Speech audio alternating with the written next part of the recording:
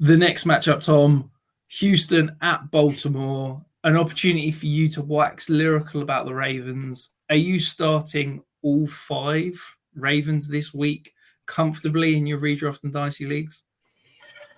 So all 5, I mean, like probably all 6. Let's. So okay, so Lamar obviously is a smash play. You talk about players who start hot, and I know that year-on-year stuff isn't necessarily sticky, but the Ravens have absolutely been on fire out the gates early, and part of that, in my opinion, comes back to coaching. We see certain teams start hot every year because the coaching gets them up for it. And Lamar has passed 3 or more passing touchdowns in 3 of his last 4 season openers. John Harbaugh's record against rookie quarterbacks in Baltimore is very dominant. I would be very surprised if the Ravens defense wasn't a play, which, if you're in a redraft league with defense, firstly, stop it. Secondly, go and check the waiver wire, make sure they're not on it because they could easily rack up some points this week, even with Marlon Humphrey out. They're my number 1 defense this week, Tom. Of course.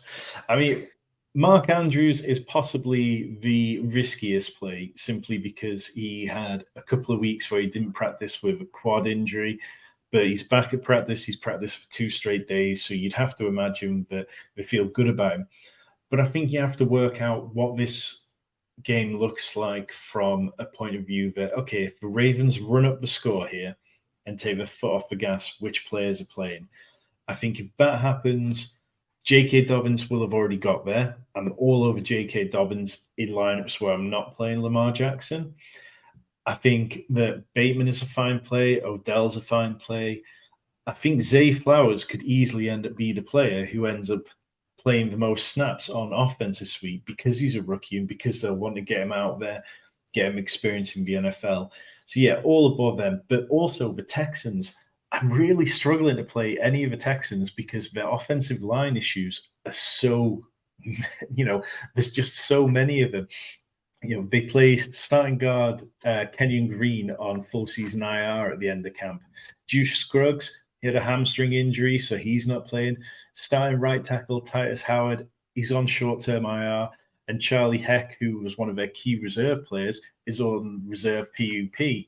So if you were counting on Dameon Pierce early on to be good, now he's going to come up against the Ravens defense, including Roquan Smith, and running behind a terrible offensive line.